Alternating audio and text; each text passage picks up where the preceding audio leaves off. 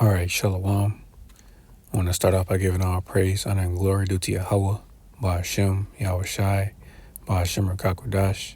I'd like to give double honors unto the apostles and the elders of Great Millstone, who I learned this truth from, and I'd like to say peace and salutations unto the hopefully elect. And today is December 11th, 2023. And I have this article from ABC News, and it says a new gigantic ICBM will take U.S. nuclear missiles out of the Cold War era, but added 21st century risks. So I'm just going to go into this article and bring out a few scriptures. Lord willing, this lesson is edifying and straight to the point. Says F.E. Warren Air Force Base, Wyoming, the control stations for America's nuclear intercontinental ballistic missiles have a sort of 1980s retro look, with computing panels in seafoam green, bad lighting, and chunky control switches, including a critical one that says launch. Those underground capsules are about to be demolished, and the missile silos they control will be completely overhauled. A new nuclear missile is coming, a gigantic ICBM called the Sentinel. It's the largest cultural shift in the land leg of the Air Force's nuclear mission in 60 years. But there are questions as to whether some of the Cold War era aspects of the Minuteman missiles that the Sentinel will replace should be changed. It says making the silo-launched missile more modern with complex software and 21st century connectivity across the vast network may also mean it's more vulnerable. The Sentinel will need to be well protected from cyber attacks. And, that's another thing that's been in the news, particular cyber attacks happening, but ultimately, it's going to happen anyway. America's, grid, is going to be attacked, but it's a different lesson for a different day. Continuing, it says, while its technology will have to cope with frigid winter temperatures in the western states where the silos are located, the $96 billion Sentinel overhaul involves 400 silos across 5 states, their control centers, 3 nuclear missile launch bases, and several other testing facilities. The project is so ambitious, it has raised questions as to whether the Air Force can get it all done at once. An overhaul is needed. The silos lose power. Their 60-year-old massive mechanical parts break down often. Air Force crews guard them using helicopters that can be traced back to the Vietnam War. Commanders hope the modernization of the Sentinel and of the trucks, gear, and living quarters will help attract and retain young, technology-minded service workers who are now asked each day to find ways to keep a very old system running. So as you can see, even, in that particular field, because, the U.S. Army, their recruitment numbers are low. And even the Air Force, their numbers are low. Like, this is just goes to show you that, America is failing on all aspects. It's even, evident that in this particular article that, the missiles that they possess are even, old, or they're siloed. They're saying these things are breaking down, but in that time to come, during World War III, America is going to be completely defenseless. Now, will they have missiles that'll hit, various parts of the world? I'm sure. But for the most part, we know that America is going to be wiped out, and this is just evidence, this place is weak. Says nuclear modernization was delayed for years because the United States deferred spending on new missiles, bombers, and submarines in order to support post 9/11 wars overseas. Now everything is getting modernized at once. The Sentinel work is one leg of a larger nuclear weapons enterprise, wide 750 billion overhaul that is replacing almost every component of the US nuclear defenses, including new stealth bombers, submarines, and ICBMs in the country's largest nuclear weapons program since the Manhattan Project. For the Sentinel, silo work could be underway by lead contractor Northrop Grumman as soon as 2025. That is 80 years after the U.S. last used nuclear weapons in war. The bombs dropped on Hiroshima and Nagasaki in Japan, which killed an estimated 100,000 in an instant and likely tens of thousands more over time. And yeah, man. So they haven't used one. Now we know that the U.S. has been testing their weapons. The U.S., Russia, and even China and North Korea. They've been testing their weapons, but overall, this was pretty much the only time one was used during the war. And even then, that was just the one time, America pretty much had these other countries in fear because, again, Esau Edom in particular, the American Edomites, they possess that power. But now, all these other countries, all these other nations have, nuclear weapons as well, man. Says for the Pentagon, there are expectations the modern Sentinel will meet threats from rapidly evolving Chinese and Russian missile systems. And yeah, man, those are the two biggest threats to America right now, Russia and China, primarily Russia. Says the Sentinel is expected to stay in service through 2075, man. America ain't got that long, man. Yeah, no. America ain't got another 50 years, man, so they can go on and toss that out the window. Says so designers are taking an approach that will make it easier to upgrade with new technologies in the coming years, but that's not without risk.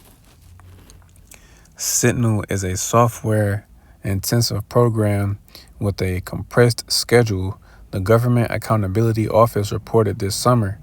Software development is a high risk due to its scale and complexity and unique requirements of the nuclear deterrence mission. Air Force Secretary Frank Kendall has acknowledged the challenges the program is facing. It's been a long time since we did an ICBM, Kendall said in November at a Center for New American Security event in Washington. It's the biggest thing in some ways that the Air Force has ever taken on. Sentinel, I think, quite honestly, is struggling a little bit, he said. No, not a little bit. Y'all struggling. It says new connections. By far the biggest cultural shift the Sentinel will bring is the connectivity for all those who secure, maintain, operate, and support the system. The overhaul touches almost everything, even including new equipment for military chefs who cook for the missile teams. The changes could improve efficiency and quality of life on the bases, but may also create vulnerabilities that the analog Minuteman missiles have never faced. Since the first silo-based Minuteman went on alert at Montana's Malmstrom Air Force Base on October 27, 1962, the day Cuba shot down a U-2 spy plane at the height of the Cuban Missile Crisis. The missile has talked to its operators through thousands of miles of hard wiring and cables buried underground. Those hardened inner-site cable systems, or Higgs cables carry messages back and forth from the missile to the missileer, who receives those messages through a relatively new part of the capsule, a firing control console called REACT for rapid execution and combat targeting that was installed in the mid 1990s. It's a closed communication loop and a very secure one that brings its own headaches. Anytime the Air Force wants to test one of the missiles, it literally has to dig up the cables and splice them to isolate the test missile's wiring from the rest. Over decades of testing, there are now hundreds of splices in those critical loops. But it's also one of the Minuteman's best features.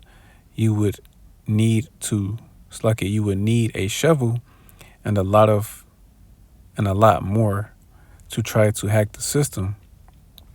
Even when missile crews update targeting codes, it is a mechanical manual process. Minuteman is a very cyber resilient platform, said Colonel Charles Clegg, the Sentinel system program manager.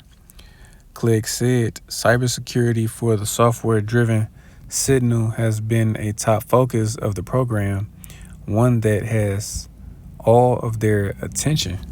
Like Minuteman, Sentinel will still operate within a closed network. However, to provide defense and depth, we will have additional security measures at the boundary and inside the network, enabling our weapon system to operate effectively in a cyber contested environment, Clegg said. Says Frigid Fields. Those who maintain the Minuteman III have tried over the years to bring in new technology to make maintenance more efficient, but they have found that sometimes the old manual way of tracking things, sometimes literally with a binder and pen, is better, especially in frigid temperatures. It's like a nuclear missile fields are located in Colorado, Montana, Nebraska, North Dakota, and Wyoming. And all 5 of these states are hot spots, because even though the entire land of America is going to be destroyed, every single state, these particular states are hot spots because, again, it just says that these where, these fields are, these is where, these particular states are where these missiles are housed, Since those missiles need maintenance even in the winter, and crews spend hours outside in sub-zero field conditions. An iPad won't survive a Montana winter. At the launch sites where maintenance crews have worked outdoors in temperatures of minus 20 degrees or even minus 40 degrees, said Chief Master Sergeant Virgil Castro, the 741st Missile Maintenance Squadron senior enlisted leader. Also, when maintenance crews at Malmstrom tested some radio frequency identification or RFID technology, RFID, they think of how seaports track items inside cargo containers. It created security vulnerabilities. Today, everything is connected to the Internet of Things, see? So again, there's no denying that, it's a sign up, but still there's no denying that, the RFID micro C-HIP is the mark of the beast, Just throwing that in there because they're even mentioning it, that these missiles are even part of the Internet of Things, man. Says, and you might have a back door in there you don't even know, said Lieutenant Colonel Todd Yale, the 741st Maintenance Squadron commander. With the old analog systems, you're not hacking those systems. says what it means is that even though technology could automate the whole operations process, one critical aspect of missile launch will remain the same. If the day comes that another nuclear weapon must be fired, it will still be teams of missileers validating the orders and activating a launch. It's the human in the loop, said Colonel Johnny Galbert, commander of the 90th Missile Wing at F.E. Warren. I think what it comes down to is we want to rely on our airmen, our young officers out there, to make that decision, to be able to interpret what higher headquarters is telling them or directing them to do. The Associated Press received support for nuclear security coverage from the Carnegie Corporation of New York and Outrider Foundation. The AP is solely responsible for all content. So yeah, man, as you can see, America is trying to develop their, new nuclear missile as well. Now, regardless if they get it done or not, still there's nothing that, Esau Edom is going to be able to do. Nothing is going to stop America from being destroyed during this war, man. Because America is that virgin daughter of Babylon. So I'm just get right into it. Got to head into the plantation in a second. So there's the book of Isaiah, chapter 54 and verse 16. And it says, behold, I have created the waster. It's like, behold, I have created the smith that bloweth the coals and the fire, that bringeth forth an instrument for his work, and I have created the waster to destroy. Yes, the smith being those scientists that are developing these nuclear weapons, and then, that waster to destroy is these ICBM missiles, because America has theirs. The two main nations that possess the most nuclear missiles or warheads is America and Russia, and every single missile, in existence is going to be used. There's not going to be one spared. They're all going to be used. But this is part of Esau Edom's blessing, So I'm just going to jump to that real quick. The book of Genesis, chapter 27. And I'm going to just get straight to the point. Verse 38. And it says, and Esau said unto his father, hast thou but one blessing, my father? Bless me, even me also, my father. And Esau lifted up his voice and wept. And Isaac his father answered and said unto him, behold, thy dwelling shall be the fatness of the earth, and of the dew of heaven from above. And that's the point. And by thy sword shalt thou live, and thou shalt serve thy brother. And it shall come to pass, when thou shalt have the dominion, that thou shalt break his yoke from off thy neck. And as we know, during the, the so-called dark ages, Esau Edom was in subjection, but like it says, he broke that yoke. So right now Esau Edom is in power, and just like Isaac told him, he's going to live by a sword, whether it be, a literal sword, a dagger, a gun, or ultimately it's these missiles. Esau Edom's blessing is this modern weaponry that he possesses, man. He has things that we don't even know about that are going to be used in the time to come. But, this is this man's blessing, the sword, because ultimately he's going to end up taking himself out. Like we know, the Lord is going to be, the main one to do it. But on a smaller scale, Esau is going to take himself out, Russia and America, they're the same people, just in different lands, They're all Edomites. Now, you will have, these other nations, you will have Moab, the so-called Chinese, Ishmael, the Arabs.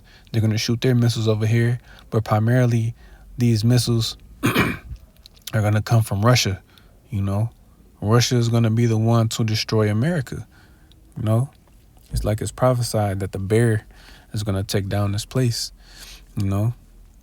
So this is the book of Revelation, chapter 6. And verse 4, and it says, and there went out another horse that was red, talking about Esau Edom, and power was given to him that sat thereon to take peace from the earth, and that they should kill one another. And there was given unto him a great sword. And yeah, man, that great sword ultimately is going into, those ICBM missiles. Now we're going to see what that word sword means in this particular book, Now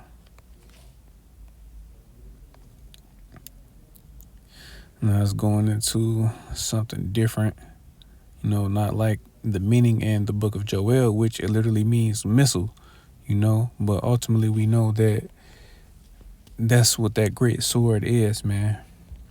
Those ICBM missiles. So let me see.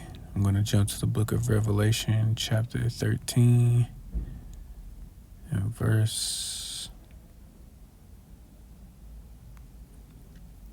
13. And it says, "And he doeth great wonders, so that he maketh fire come down from heaven on the earth in the sight of men," And pretty much that's what he did during World War II when he dropped those nukes on Japan.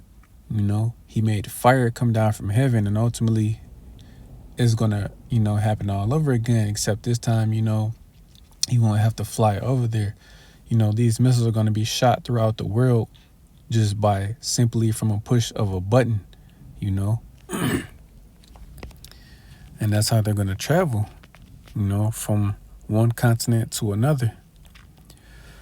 So there's the book of Jeremiah, chapter 51, and verse 1, and it says, "Thus saith the Lord, Behold, I will raise up against Babylon and against them that dwell in the midst of them that rise up against me a destroying wind," talking about once those missiles detonate, it's going to create that huge explosion, which is then going to cause that mushroom cloud, which, again, that explosion is then going to cause that wall of fire to sweep through America, It's that destroying wind. Verse 2, "And I will send unto Babylon fanners that shall fan her and shall empty her land, for in the day of trouble they shall be against her round about." And yeah, America's allies, they're going to turn on her as well, and shoot their missiles, because again, these other nations are angry, they're angry at this place. And they're going to aid in destroying her as well. Verse 3, "Against him that bendeth, let the archer bend his bow, and against him that lifteth himself up in his brigandine, and spare ye not her young men, destroy ye utterly all her hosts." So yeah, man, America is going to be destroyed. America's army is going to be destroyed, man. Nothing is going to stop this destruction from coming, So let me see. I'm going to go to the book of 2nd Esdras, chapter 16.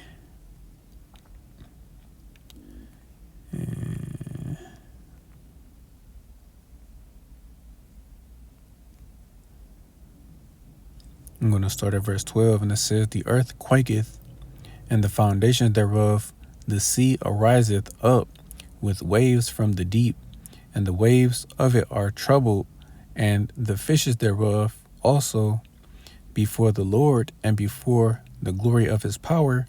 For strong is his right hand that bendeth the bow, his arrows that he shooteth are sharp and shall not miss.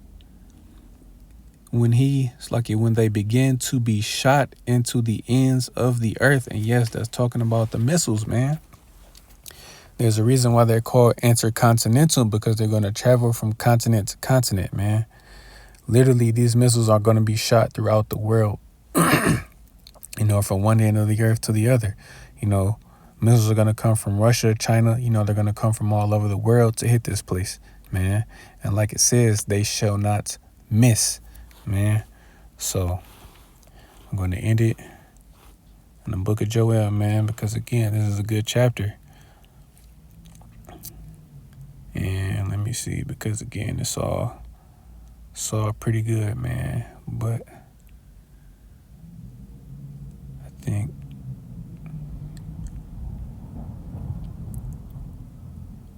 I'm just going to read the first 3 verses, and that'll be it. This is the book of Joel 2:1, and it says, "Blow ye the trumpet at Zion, and sound an alarm in my holy mountain. Let all the inhabitants of the land tremble, for the day of the Lord cometh, for it is nigh at hand. And yes, that's the World War III is pretty much, the day of the Lord, man. Because it's going to be synonymous when that day comes. The Lord is going to return to bring that judgment as well, man. And it's not going to be a good day. Verse 2, a day of darkness and of gloominess, a day of clouds and of thick darkness, as the morning is spread upon the mountains, a great people and a strong there hath not been ever the like, neither shall there be any more after it, even to the years of many generations. So yeah, once these missiles are shot, there won't be any more weapons. There won't be any more, it's like there won't be any more war. The other nations will not learn war anymore. Verse 3 says, a fire devoureth before them, and behind them burneth, and behind them a flame burneth. The land is as the Garden of Eden before them, and behind them a desolate wilderness. Yea, and nothing shall escape them. Man. Just like it says, these missiles aren't going to miss. Nothing is going to escape them. And further down, it says that these missiles aren't even going to break their rank, So it doesn't matter, what defense systems they have, these counter missiles or whatever. Nothing is going to stop them. They're not going to miss. They're going to hit their specific targets. And nothing is going to escape. So any body that is left on the soils of America, they're going to be destroyed, man. They're going to be destroyed, and I was going to end it on that, but I just want to get just two more, and that'll be it.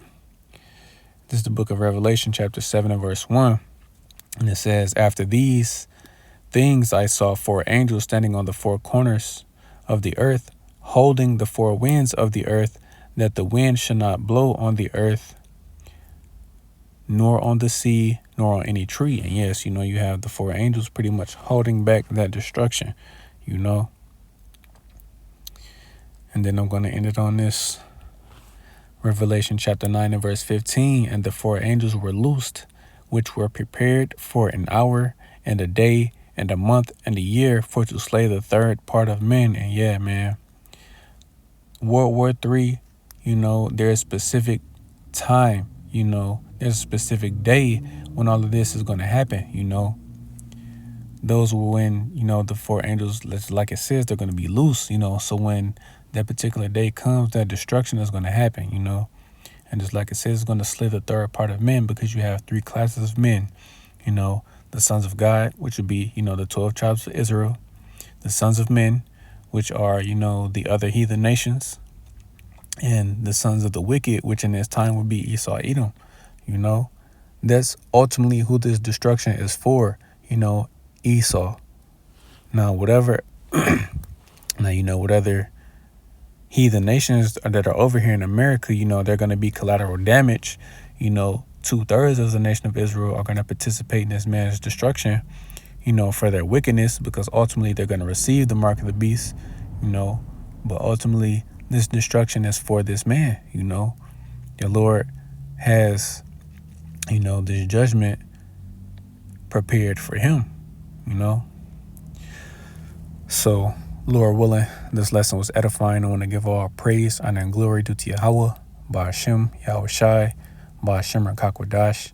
I'd like to give double honors unto the apostles and the elders of Great Millstone, who I learned this truth from. And I'd like to say peace and salutations unto the hopeful elect. Till the next time I say Shalom.